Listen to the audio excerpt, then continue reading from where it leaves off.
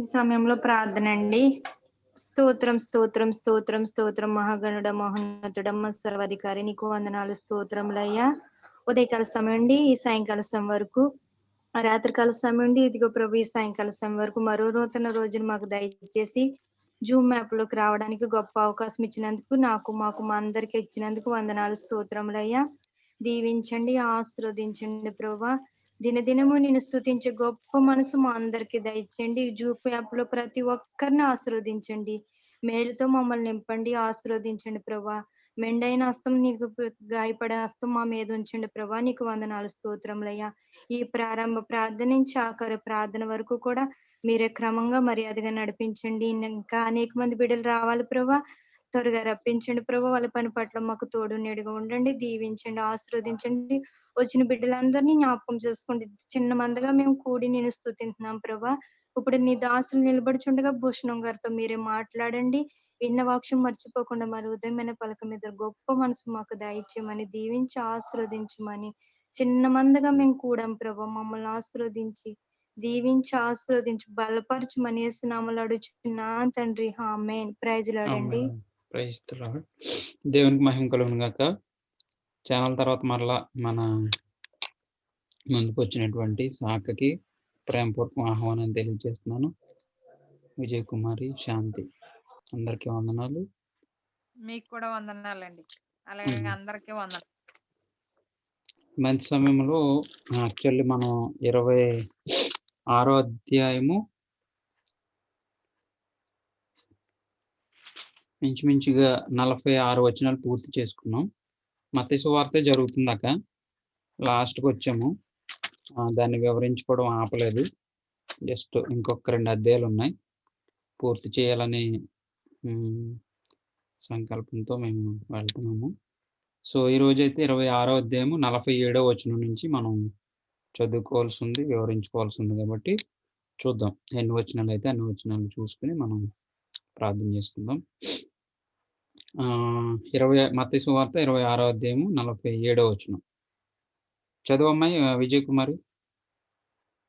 ఆయన ఇంకను మాట్లాడుచుండగా 12 మందిలో ఒకడు యోధా వచ్చెను. వానితో కూడా బహుజన సమూహము కత్తులు గుదియలు పట్టుకొని ప్రధాన యాజకుల యొద్ద నుండి ప్రజల పెద్దల యొద్ద నుండి వచ్చెను. ఆయనను అప్పగించువాడు నేనెవరిని ముద్దు పెట్టుకొనునో ఆయనే యేసు. ఆయనను పట్టుకొనుడని వారికి గుర్తు చెప్పి వెంటనే యేసు నొద్దకు వచ్చి బోధకుడా నీకు శుభమని చెప్పి ఆయనను ముద్దు పెట్టుకొనెను. యేసు చెలికాడా, నీవు చేయవచ్చినది చేయమని అతనితో చెప్పగా వారు దగ్గరకు వచ్చి ఆయన మీద పడి ఆయనను పట్టుకొనిరి. ఇదిగో యేసుతో కూడా ఉన్న వారిలో ఒకడు చెయ్యి కత్తి దూసి ప్రధాన యాజకుని దాసుని కొట్టి వాని చెవి తెగ నరికెను. యేసు నీ కత్తి వరలో తిరిగి పెట్టుము. కత్తి పట్టుకొను వారందరూ కత్తి చేతనే నశింతురు. ఈ సమయమున నేను నా తండ్రిని వేడుకొనలేననియు వేడుకొనిన ఎడల ఆయన 12 సేనా వ్యూహముల కంటే ఎక్కువ మంది దూతలను ఇప్పుడే నాకు పంపడనియు నీవనుకొని చున్నావా? నేను వేడుకొనిన ఎడల ఇలాగూ జరగవలెనను లేఖనము ఎలాగూ నెరవేరునని అతనితో చెప్పెను. ఆ గడియలోనే యేసు జన సమూహమును చూచి బందిపోటు దొంగ మీదకి వచ్చినట్టు కత్తులతో గుదియలతో నన్ను పట్టుకొని వచ్చితిరా? నేను అనుదినము మీరు నన్ను పట్టుకొనలేదు. అయితే ప్రవక్తల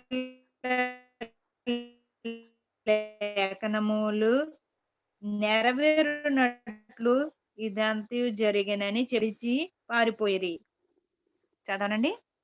అయితే ఇదిగా ఇంచుమించుగా రాత్రి 56 వచనాలు అయిపోయింది మనకి. ఇందులో జరిగినటువంటి సందర్భం ఏంటంటే యేసుక్రీస్తు వారిని అప్పగించడానికి తన శిష్యుడైనటువంటి ఇస్కరియోతు యూద అనేవాడే యేసుక్రీస్తుని అప్పగించాడు. అది ఎలాగంటే అంతమందిలో ఎవరినైతే ముద్దు పెట్టుకుంటానో ఆ ముద్దు పెట్టుకున్నటువంటి వ్యక్తే యేసు అనేసి. అయితే యేసుక్రీస్తు వారు ఆయన్ని స్వాగతించారు. చెలికడా అంటే స్నేహితుడా రా, నువ్వేమైతే అనుకున్నావో అది చేసేసే, అప్పగించు నన్ను అనేసి క్రీస్తు యాక్సెప్ట్ చేయడం. అయితే వాళ్ళంతా కూడా వచ్చి ఏదో దొంగను పట్టుకున్నట్టుగా వారు ఆయన్ని పట్టుకోవడం కూడా జరిగింది. 57వ వచనం నుంచి కూడా మనం చూద్దాం. చదవమ్మా. యేసును పట్టుకుని వారు 57 ప్రధాన యాజకుడైన కయాఫ యొద్దకు ఆయనను తీసుకుని పోగా అక్కడ శాస్త్రులను పెద్దలను కూడియుండిరి. పేతురు ప్రధాన యాజకుని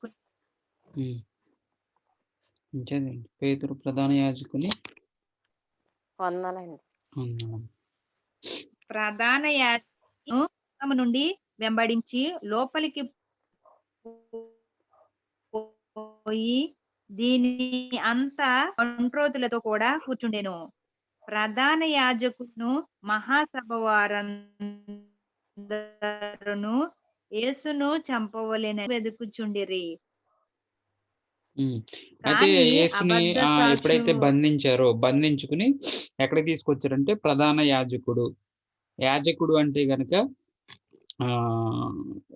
సంఘంలోను లేకపోతే ఒక సంఘములో దేవునికి బలులు అర్పించి లేక దేవునికిని మనుషులకి ఒక మధ్యరికాన్ని వ్యవహరించే వ్యక్తిని ప్రధాన యాజకుడు అంటే గనక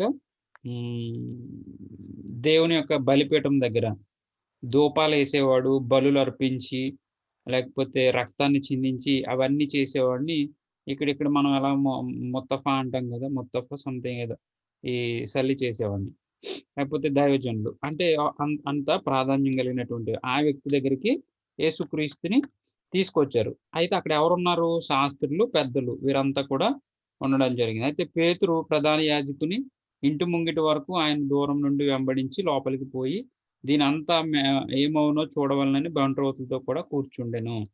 అయితే ఇంతకాలం వెంబడించినటువంటి ఈవెన్ పేతురు కూడా భయపడి యేసుక్రీస్తు ముందే చెప్పడం జరిగింది. ఏమని? ముమ్మారు నువ్వు 3 సార్లు అబద్ధం ఆడతావు, నన్ను అప్పగించబడిన తరువాత 3 సార్లు నా గురించి నీవెవరో అని తెలియకుండా అబద్ధం ఆడతావు అని కూడా చెప్పడం జరిగింది. సో అలా ఆలోచించినప్పుడు ఇంకా ముందుకు వెళ్ళినప్పుడు మేమేమో అంటే ఆ యొక్క బంట్రోతులు ఎవరైతే పట్టుకుంటున్నారో వారితో కూడా ఉండి వాళ్ళలో కలిసిపోయాడు ఈయన గారు వెళ్ళిపోయి. ఎందుకంటే యేసుక్రీస్తుని తరపున ఉన్నాడు అనుకో, యేసుక్రీస్తుని బంధించినట్టుగానే ఈయన్ని కూడా బంధించి ఆయన్ని ఎలా శ్రమ పెడతారో ఈయన్ని అలా శ్రమ పెడతారని ఆ దొంగల్లో కలిసిపోయి వెళ్ళిపోయి. చూస్తున్నారా? అంటే ఎంత భక్తి చేసినా ఎంత ఎలాగున్నప్పటికీ కూడా ఎప్పుడు నిలబడతాం, అసలు రంగు అప్పుడు తేలుతుంది అంటారు చూసారా? అసలు రంగు ఏంటో సమయం వచ్చినప్పుడు తేలుతుంది అంటారు చూసారా? ఇదిగో పేతురు గారి రంగు ఇప్పుడు తేలిపోద్ది అనమాట. ఏమని? బంట్రోతుల్లో కలిసిపోయి వెళ్ళిపోయి. అంటే యేసుక్రీస్తుని పట్టుకునే వారిలో కలిసిపోయాడు. అప్పుడు ఆయనకి రిస్క్ ఉండదు, ఆయన ప్రాణానికి ఇబ్బంది ఉండదు. సో ఆయన చేసిన పని అది. 59వ వచనం చూస్తే ప్రధాన యాజకులను మహాసభ వారందరూ యేసును చంపవలనని ఆయనకు విరోధముగా అబద్ధ సాక్ష్యము వెదకుచుండిరి. కానీ అబద్ధ సాక్షులు అనేకులు వచ్చినను సాక్ష్యమేమీ దొరకలేదు. తుదకు 2 మనుషులు వచ్చి యేసుక్రీస్తు మీద నింద మోపడానికి ప్రయత్నం చేస్తున్నారు. మనం ఊహించుకుంటే గనక వాక్యాన్ని ఎప్పుడు ఊహించుకోవాలి. అంటే యేసుక్రీస్తు వారు నిలబడ్డారు, ఆయన చుట్టూ పెద్ద పెద్ద యాజకులు లేకపోతే జనసమూహం ఉంది, ఆయన్ని సిలువ వేయండి లేకపోతే ఆయన శిక్షించండి అని ఆయన మీద అబద్ధ సాక్ష్యం మోపడానికి చూస్తున్నారు. ఒక సమాజంలో చూస్తున్నప్పుడు ఆయన మీద నేరారోపణ చేయడానికి ఏమీ కూడా లేవు. అయితే ఒక 2 మనుషులు వచ్చి ఏం చేశారంట? 61 వీడు దేవాలయమును పడగొట్టి 3 దినములలో దాన్ని కట్టుగలనని చెప్పిననిరి. ప్రధాన యాజకుడు లేచి, నీవు ఉత్తరమేమీ చెప్పవా? నీవు నీ మీద పలుకుచున్న సాక్ష్యం ఏమని అడుగుగా యేసు ఊరకుండెను. ఇక్కడ 61వ వచనములో ఎవరికి ఏమర్థమైందో నేను అడుగుతాను, చెప్పండి ఒకసారి. 61వ వచనం. అమ్మ హెప్సిబా గారు ప్రైజ్‌లో అండి. 61వ వచనం. Praise lord. 60 అందరికి ప్రైజ్. Praise lord. 61 ఒకసారి చూడండి. వీడు దేవాలయమును పడగొట్టి 3 దినములలో దానిని కట్టుగలనని చెప్పిననిరి.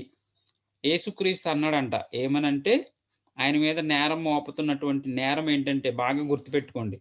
యేసుక్రీస్తుని సిలువ వేయడానికి మోపినటువంటి నేరం ఇది. ఏంటంట నేరం? వీడు అంటే యేసుక్రీస్తు ఒక దేవాలయాన్ని కూల్చేస్తే గనక అది 3 దినాల్లో దాన్ని మళ్ళా ఎలా ఉన్న దేవాలయం అలాగా నేను కట్టించగలను. అంత శక్తి నాకుంది అని దేవదూషణ చేస్తున్నాడు. దేవుణ్ణి దూషిస్తున్నాడు. ఒక మనిషిగా ఉన్నాడు కదా ఆయన. ఇప్పుడు దేవుణ్ణి అంటే ఈ ప్రజలంతా కూడా ఇశ్రాయేలీలంతా కూడా ఆ దేవాలయాన్ని దేవుడు ఉన్నటువంటి స్థలముగా వారు పూజిస్తారు దేవాలయాన్ని. అలాంటి దేవాలయాన్ని పడగొడతాడన్నాడు అనే నేరారోపణ ఆయన మీద వేయడం జరిగింది. అయితే ఇక్కడ మీకు ప్రశ్నలు ఏంటంటే ఇక్కడ దేవాలయము దేనికి సాదృశ్యం? 3 దినాలనేది దేనికి సాదృశ్యం? తిరిగి మరలా కట్టగలడు అనేది దేనికి సాదృశ్యం? చెప్పాలి. ఒక్కొక్కరు ఎవరికి తెలిసిన వాళ్ళు చెప్పండి నాకు తొందరగా. దేవాలయం అనగా మన హృదయం అనే దేవాలయం అండి. మన హృదయం అనే దేవాలయం. ఇంకొకటి చెప్పండి నాకు. ఒకళ్ళు చెప్పారు. ఒకళ్ళు దేవాలయం అంటే మన హృదయం. 3 దినాలు దేనికి సాదృశ్యం? మరొకరు చనిపోయిన తర్వాత 3 దినాలు 3 రోజులు తిరిగి లేచిన రోజు తిరిగి లేవడం అండి. 3 దినాలు సాదృశ్యం. కట్టడం దేనికి సాదృశ్యం? కట్టడం ఆయన మళ్ళీ రావడం అండి. ఓకే బాగా చెప్పారు. Very good. చాలా చాలా దగ్గరగా వచ్చినాయి సమాధానాలు. అయితే దాని టోటల్ స్టోరీగా నేను మీకు చెప్పుకొస్తాను. అదేంటంటే కనుక వీడి దేవాలయమును అంటే దేవాలయం అంటే మన మనస్సు, మన శరీరము, అంటే మన శరీరంలో ఉన్నటువంటి మన మనస్సు ఏమో దేవుని ఆలయముగా, మన శరీరము దేవుని ఆలయముగా పిలువబడుతుంది. ఈ ఆలయము అంటే ఇది యేసుక్రీస్తు వారి గురించి చెప్పబడినటువంటి మాటే. ఎందుకంటే ఆయన చనిపోబోతున్నాడు, 3 రోజుల్లో తిరిగి లేస్తాడు. ఇది అందులో ఉన్నటువంటి రహస్యం. ఆయన చనిపోబోతున్నాడు. ఆయన ఆ మాట చెప్పాడు అక్కడ. ఇప్పుడు నేను చనిపోబోతున్నాను, నేను 3 రోజుల్లో తిరిగి లేవబోతున్నాను. ఈ విషయాన్ని రహస్యంగా ఉపమాన రీతిలో చెప్పడం జరిగింది అక్కడ. ఏమనంటే ఈ దేవాలయాన్ని మీరు పడగొట్టండి, ఆ దేవాలయం 3 రోజుల్లో మరలా కట్టబడుతుంది. అంటే తిరిగి లేస్తుంది, మళ్ళీ సజీవం అవుతుంది ఆయన యొక్క శరీరం. సో ఇది ఆ 21లో ఉన్నటువంటి ఈ యొక్క దీంట్లో ఉన్నటువంటి అంతర్మర్మాన్ని, అంతర్భావాన్ని వారు ఎరగక వారు నిజంగానే దేవాలయం అనుకున్నారు. నిజంగానే వారు దేవుణ్ణి, లేకపోతే దేవుడుండే ధర్మశాస్త్రం ఉండే, లేకపోతే దేవుడు అందరూ కలిసి ఆరాధించి ఆ దేవాలయాన్ని కూలగొడతానన్నాడు అనే నేరారోపణ యేసుక్రీస్తు మీద చేయడం జరిగింది. కానీ ఆయన చెప్పిన మాట ఏంటంటే కనుక నేను చనిపోతాను, నేను మరలా 3 రోజుల్లో తిరిగి లేస్తాను అనే మాట ఆయన చెప్పడం జరిగింది. ఇది ఇందులో ఉన్నటువంటి అర్థం. ప్రధాన యాజకుడు లేచి నీ ఉత్తరం ఏమి అంటే యేసుక్రీస్తు ఏం సమాధానం చెప్పట్లేదు. ఇదిగో పలానా వాళ్ళు నీ మీద నిందేస్తున్నారు, మరి నీ సమాధానం ఏంటి? నువ్వేం మాట్లాడవా? నువ్వు అలా సైలెంట్గా ఉన్నావు ఏంటని ప్రధాన యాజకులు ఆయన అడుగుతున్నారు. యేసు ఊరకుండెను, మాట్లాడలేదు ఆయన ఏమి. 63 అందుకు ప్రధాన యాజకుడు ఆయనను చూచి నీవు దేవుని కుమారుడు అయితే ఆ మాట మాతో చెప్పమని జీవము గల దేవుని తోడని నీకు ఆనబెట్టుచున్నాను నేను. అందుకు యేసు నీవన్నట్టే. మరలా ఒకసారి చదువుతాను. అందుకు ప్రధాన యాజకుడు ఆయనను చూచి నీవు దేవుని కుమారుడు అయిన క్రీస్తు అయితే ఆ మాట మాతో చెప్పమని జీవము గల దేవుని తోడని నీకు ఆనబెట్టుచున్నానని అందుకు అన్నాడు. ఇప్పుడు మరలా అదే మాట రిపీట్ చేయమంటున్నాడు యేసుక్రీస్తు వారిని. ఎవరు? ప్రధాన యాజకుడి దగ్గర ఆ మాట అనలేదు. కానీ ప్రధాన యాజకుడు ఏమంటున్నాడంటే నువ్వు అలా అన్నావంట కదా, ఏమని? ఈ దేవాలయాన్ని పడగొట్టండి, 3 రోజుల్లో తిరిగి లేపుతాను అన్నావంట కదా, ఆ మాట నేను దేవుని కుమారుడు అయితే గనక అది ఆ మాట నువ్వు ఒప్పుకో. జీవం గల దేవుని తోడని ఒట్టు పెట్టుకో అనే చెప్తుంటే, అవును నేనన్నాను. నువ్వు అన్నట్టే. నేనన్నాను ఆ మాట అనేసి ఆయన జవాబు ఇది మొదలుకొని మనిషి కుమారుడు సర్వశక్తిని కుడి పార్శ్వమున కూర్చుండుటయు, ఆకాశ మేఘారూఢుడై వచ్చుటయు మీరు చూతురని చెప్పగా. ఇంకా లోతైన విషయం ఏంటంటే గనక ఇదిగో చనిపోబోతున్నాడు, తిరిగి లేవబోతున్నాడు. మరలా ఆయన మనిషి కుమారుడు సర్వశక్తిని కుడి పార్శ్వమున కూర్చుండుటయు. అంటే తిరిగి లేచి ఆయన తండ్రి కుడి పార్శ్వాన కూర్చోబోతున్నాడు. ఇది అసలు మర్మము. కూర్చుండుటయు, ఆకాశ మేఘారూఢుడై వచ్చుటయు, రెండవ రాకడ కూడా చెప్పేస్తున్నాడు. చూస్తున్నారా? రెండవ రాకడ. ఆకాశ మేఘారూఢుడై వచ్చేది ఎప్పుడంటే గనక ఇదిగో సంఘం సిద్ధపడబడుతుంది. నీవు నేను వధువుగా సిద్ధపడబోతున్నాం. పెండ్లి కుమారుడి కొరకు సిద్ధపడబోతున్నాం. పడుతున్నాం.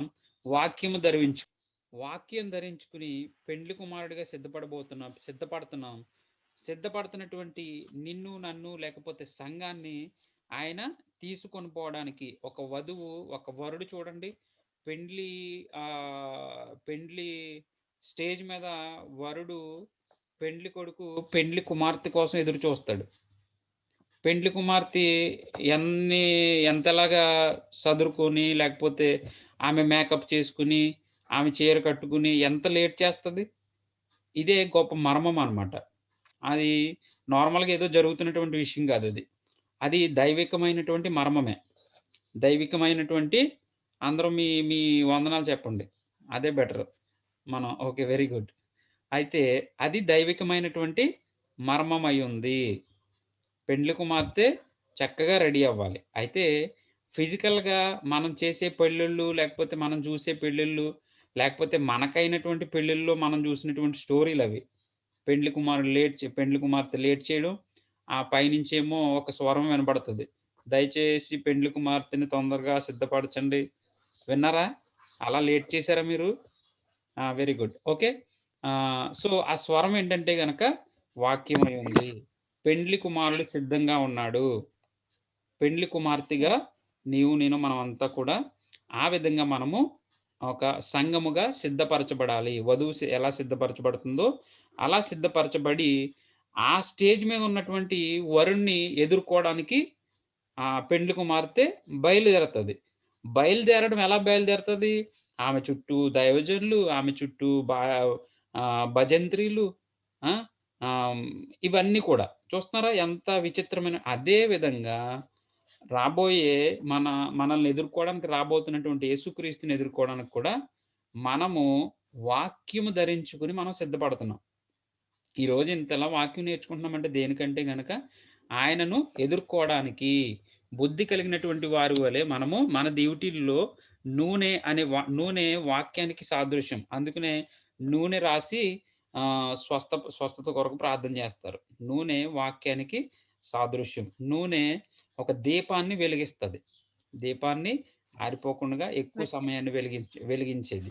సో ఇలాంటి అర్థాలు ఇచ్చేటువంటి గొప్ప మర్మాలు ఇక్కడ ఆకాశ మేఘారుడై వచ్చుటయు మీరు చూతురని చెప్పగా. ఈ ఫ్యూచర్ అంతా యేసుక్రీస్తు వారు అక్కడ ప్రధాన యాజకులకి ఆ శాస్త్రులకి అంతా చెప్పేస్తున్నాడు. వారికి అంత జ్ఞానము లేదు, వారు అంతలా అర్థం చేసుకోలేరు. ఎందుకంటే వారు లోకానుసారులుగా ఉన్నారు. ప్రధాన యాజకుడు తన వస్త్రము చింపుకొని వీడు దేవదూషణ చేసెను. ప్రధాన యాజకుడు అంటే ఈ విషయాలు చెప్పిన తర్వాత, ఎందుకంటే వారికి ఉన్న ఎమోషన్స్ అలాంటివి. ఇప్పుడు ఎవరో దోషిగా వచ్చాడు, ఆయన మణిగి ఉండి వాళ్ళు చెప్పినట్టు విన్నాడు అనుకోండి, విడిచిపెట్టేస్తారు. ఈయనేమో మరి దేవుని కుమారుడు, ఈయనేమో ఏమీ తప్పు చేయలేదు, ఈయన ఉన్నది ఉన్నట్టు మాట్లాడుతున్నాడు. అయితే ప్రధాన యాజకుడికి ఇంకా ఎక్కువ కోపం వచ్చేసి తన వస్త్రము చింపుకొని, ఎంత కోపం వచ్చిందంటే తన వస్త్రాలు చింపేసుకున్నంత. అంటే ప్రధాన యాజకుడు అంటే అక్కడ ఉన్న వారిలో పెద్దవాడు. చింపుకొని వీడు దేవదూషణ చేసాను, మనకిక సాక్షులతో పని ఏమి? ఇదిగో ఈ దూషణ మీరు ఇప్పుడు విన్నారు, మీకేమి తోచుచున్నదని అడిగాను. అందుకు వారు వీరు మరణముకు పాత్రుడనిరి. అప్పుడు వారు ఆయన మేఘం మీద ముఖము మీద ఉమ్ము వేసి ఆయనను గుద్దిరి. కొందరు ఆయనను అరచేతులతో కొట్టి, క్రీస్తు నిన్ను కొట్టిన వాడెవడో ప్రవచింపమనిరి. ఇంత అవమానము, ఇంత అవహేళన చేయడం ప్రారంభించారు. ఈ 65, 66, 67 వచనాల్లో. ఈ అవహేళన ఎక్కడ ప్రారంభమైనటువంటి ఈ అవహేళన ఇంకా ఆయన్ని సిలువ మోయించడం, కొరడాలతో కొట్టడం, లేకపోతే సిలువ పైనకి ఎక్కించడం, బల్లెపు పోటు పొడవడం, ఇవన్నీ కూడా మనము ఇంకా లాస్ట్‌కి వచ్చేసాం. 27, 28 అధ్యాయాల్లో మనము చూడగలం. ఈ 69 నుంచి కూడా మనం దేవుని చిత్తమైతే రేపు చూద్దాం. ఎందుకంటే మొదట్లో ఇంచుమించు 15 మినిట్స్ మనకి టైం అయిపోతుంది. సో, ఇప్పుడు చూస్తేనేమో 10 నిమిషాలే మనకది టైం వచ్చేస్తది. ఆ విధంగా ఆల్రెడీ వచ్చేసింది కాబట్టి దేవునికి మహిమ కలుగును గాక. ఆమేన్. ప్రార్థన చేసుకుందాం. ఈ మాటలు మనందరి వినికిడిలో దేవుడు బహుగా దీవించి క్రీస్తు రాకడ కొరకు మనల్ని అందరినీ వధువుగా సిద్ధపరచును గాక. ఆమేన్. అందరూ ఒకసారి పద్మ టీచర్ గారు వచ్చారు. మీరు అందరూ ఒకసారి విష్ చేయండి. మనం ప్రార్థన చేసుకుందాం. టీచర్ గారు హ్యాపీ న్యూ ఇయర్ అండి లేట్ గాని. అందరికి ప్రైజ్ లాడండి. అందరికి హ్యాపీ న్యూ ఇయర్. వందనాలండి. పద్మ గారు బాగున్నారా? వందనాలు. బాగున్నానండి. ఎలా ఉన్నారు? హ్యాపీ న్యూ ఇయర్ అక్క. లేదండి. హెల్త్ బాగాలేదు ఏంటండి? వాయిస్ మారిపోయింది. లేదు లేదు, నేను కూడా దుప్పటిగా పెట్టి పడుకున్నారు కదా, ఓకే ఓకేనండి. కొంచెం నిద్ర అయిపోయాను, నేను మధ్యలో లేచాను. ఎగ్జామ్ ఏమైందండి? Exam మీ తమ్ముడు గారు semi-final మీరు ఏం చేస్తున్నారు పెట్టాలండి. అసలు? లాస్ట్ ఎగ్జామ్ సెలక్షన్ చేయటానికి కొంతమంది పంపించాలండి. ఇంకా ఇంకా దానికోసం పంపించలేదండి. ఎన్ని రోజులు అయిందండి? ఇంకా పంపించలేదండి. అప్పుడే దగ్గరగా వదిలే. మొత్తం 8 నెంబర్స్ పంపించారు, మిగతా వాళ్ళు పంపించలేదు. అయితే వాళ్ళకి ఒకసారి పేపర్ పెట్టి పంపించమందామా ఏంటని నేను ఈ రోజు అనుకున్నాను. పంపించలేదు, వాళ్ళకి మెసేజ్ ఏం రేపు ఉదయం మెసేజ్ పెట్టండి. రేపు ఒక్క రోజు టైం ఉంది నాకు కూడా. సరేనా? రేపు రాసేద్దాం. మొన్న వాళ్ళ మీద ప్రేమ కదనమాట. మీ తమ్ముడు గారు రాయలేదని ఇంతకీ ఆపేసి ఉంటారు. చూసావా? ఎవరికైనా ఇంకా అలా లగ్గెట్టేస్తారు. లేదు లేదండి, అదే మరి ఎవరన్నా రాయకపోతే పర్లేదండి, మీరే రాయలేదండి ఇంకేం చెప్తామండి. బాగానే ఉందండి. అసలే ఎగ్జామ్ పెట్ట కారణమైన వాళ్ళే రాయకపోతే సమాధానం ఏముంటదండి? గారు ఫోన్లేండి రికార్డ్ అవుతుంది. సారీ అండి, క్షమించండి. రాస్తాను, రేపు రాస్తాను. ఓకేనండి. ఏం కాదు, రికార్డ్ అయితే ఏమవుతుందమ్మా, ఎవరో చూడరు. మనకే ఉంటది ఇది స్టోరేజ్ అయ్యి, ఇబ్బంది ఏమీ లేదు. రికార్డింగ్ కోసం అంటే ఎప్పుడు పండగ టైం భయపడకండి. కదండి, ఇంకా దానికోసం ఇంకా ఈ వారం వదిలేస్తాము. తర్వాత ఇంతలోకి నాకు నెట్ అయిపోవడం జరిగింది, ఇంకా దానివల్ల ఇంకా కొంచెం లేట్ అయింది. కాదు, రికార్డింగ్ కోసం విజయ లేకపోతే సుజాత గారు ఎప్పుడు మీరు ఫీల్ అవ్వద్దు. ఎవ్వరు చూడరు ఈ వీడియోలు. అయ్యో మనకే ఎలా అప్పుడప్పుడు ఈయని సుజాత గారు విజయ్ గారు ఇలాగ అన్నారని ఇంటాక అనుకుంటా. ఫ్యూచర్ లో మనం చూసుకోవడానికి అంతే అమ్మా. సరే, ఉపయోగపడుతుంది. 5 నిమిషాలు టైం ఉంది, ప్రార్థన చేసుకుందాం. సుజీ గారు నేను 14 వచ్చిన పద్మమ్మ గారు టీచర్ గారు వాళ్ళ తమ్ముడు కదండి మరి. అదనమాట. అవునండి, అవునవును. సరే అండి, ప్రార్థన చేసుకుందాం అమ్మా, ప్రార్థన చేసుకుందాం. దేవుని కృపను బట్టి సుజాత గారు ప్రార్థన చేయండి, అలా పద్మ గారు చేయండి. 5 నిమిషాలు టైం ఉంది, 4 నిమిషాలు. పద్మ గారు పద్మ గారు చేయండి ముగింపు ప్రార్థన, చిన్న ప్రార్థన. తప్పకుండానండి. కల్మసంతా ప్రార్థన చేసుకుందాం. పరిశుద్ధుడ ప్రేమ కలిగిన నా తండ్రి, నీ పరిశుద్ధ పాదాలకు వందనాలు, స్తోత్రాలు ప్రభా. గడిచిన కాలం అంతా నా ప్రభా 2020 సంవత్సరం అయినా అయా మమ్మల్ని ఎంతగానో కాచి కాపాడి నీ రెక్కల కింద మమ్మల్ని భద్రపరిచినందుకు వందనాలు, స్తోత్రంలో. అయా 2021 సంవత్సరం అయినా 5వ తారీఖులో నా ప్రభు మమ్మల్ని ప్రవేశపెట్టి అయా జూమ్ యాప్ లోనైనా ఇటు రీతిగా మమ్మల్ని కలుసుకోవడానికి నైనా నీ కృప చూపించినందుకు వందనాలు, స్తోత్రాలు ప్రభు. అయా పాత గతించిపోయినైనా క్రొత్త నీళ్ళు ప్రవహిస్తుండగా నా ప్రభు మా కుటుంబాల్లోనైనా నూతన ఆశీర్వాదాలు, నూతన వెలుగులు మేము చూడడానికి నీ కృప చూపించండి అయ్యా. అయా మా కుటుంబాల్లోనైనా ఎన్ని ఆటంకాలున్నా, ఎన్ని చీకట్లున్నా నీ నామంలో కొట్టివేసిన ప్రభు, సజీవులుగా మమ్మల్ని నిలవబెట్టావు నా ప్రభు. అయా ఇదిగోనైనా పాత సంవత్సరం అంతా ఆయన నీ నామంలోనైనా మమ్మల్ని కాచి కాపాడిన ప్రభా, నీ కృపలోనైనా మమ్మల్ని ఎంతగానో భద్రపరిచావు ప్రభా. ఈ యొక్క జీవ్ మ్యాప్ లోనైనా ఇటు రీతిగా పాలు పంచుకుని ఈ యొక్క కార్యక్రమంలో కొనసాగించబడటానికి నీ కృప చూపిస్తున్నందుకు వందనాలు, స్తోత్రాలు. గ్రూప్ లో ఉన్న ప్రతి ఒక్క సహోదరి సహోదరులను బట్టి ప్రార్థిస్తున్నాను. వారి కుటుంబాలను బట్టి ప్రార్థిస్తున్న ప్రతి కుటుంబాన్ని దీవించి ఆశీర్వదించిన ప్రభా. అయా కూడి ఉన్న యొక్క సహోదరులందరినీ దీవించి ఆశీర్వదించండి ప్రభా. అయా మా జీవ్ మ్యాప్ ఇంతకంటే నా ప్రభా అయా ఇటు రీతిగా కొనసాగించబడటానికి నాయన నీ కాపుదల నా ప్రభా. అయా నీ కాపుదల నీ రక్షణ నాయన ఆ యొక్క గ్రూప్ మీద నా ప్రభా అయా ఉంటున్నందుకు వందనాలు, స్తోత్రములు ప్రభా. ఎటువంటి ఆటంకం లేకుండా ఆ యొక్క జీవ్ మ్యాప్ నైనా కొనసాగించబడటానికి సహాయం దయచిన ప్రభా. అలాగే మా దైవజనుల కుటుంబాలను దీవించి ఆశీర్వదించండి అయా మరి ఇదిగో నా ప్రభా గ్రూప్ ఇంతగా స్థిరపరిచి నడిపిస్తున్న భూషణం గారిని బట్టి ప్రార్థిస్తున్న తమ్ముడు భూషణాన్ని దీవించి ఆశీర్వదించండి, వారి కుటుంబాన్ని దీవించండి అయ్యా. అలాగే నా ప్రభా గ్రూప్ లో ఉన్న మరి ప్రతి ఒక్క బిడ్డని దీవించి ఆశీర్వదించి, అలాగే నా ప్రభా విజయ్ కుమార్ని అయా మరి ఇదిగో ఆశా జ్యోతి గారిని, సుజాత గారిని, ప్రశాంత్, శాంతిని అందరినీ దీవించి ఆశీర్వదించి కృప చూపించండి. వీళ్ళందరినీ నైనా నీ వాక్యంలో వాడబడుతున్నందుకు వందనాలు, స్తోత్రాలు ప్రభా. అయా ప్రతి బిడ్డ నా ప్రభా నీ వాక్యంలో ఫలించడానికి సహాయం దయచేసి నీ కృపలోనైనా మేము ఎంతగా నా ప్రభా అయా వాడబడే భాగ్యం మాకు అనుగ్రహిస్తున్నందుకు వందనాలు చెల్లించుకుంటున్నాం ప్రభా. ఈ కొద్ది ప్రార్థన పాదాలు చెంది పెట్టిన ప్రార్థన ప్రతిఫలం దయచేయమని యేసునామమున అడుగుచున్నాను తండ్రి, ఆమేన్. ఆమేన్. ఆమేన్. ఆమేన్. ఆమేన్. యేసు రక్తమే ఆమేన్. యేసు జయము, రక్తమే జయం. ప్రవేశ యేసు రక్తమే జయం, ప్రవేశనామం సంపూర్ణ విజయం, అపవాదంత నాశనం, ప్రభుకి మహిమ కలుగును గాక. ఆమేన్. ఆమేన్. ఆమేన్. అందరికి ప్రైజ్ లాడండి. Praise lord. Praise praise lord. God bless you అండి. ఆడు ఏం మరి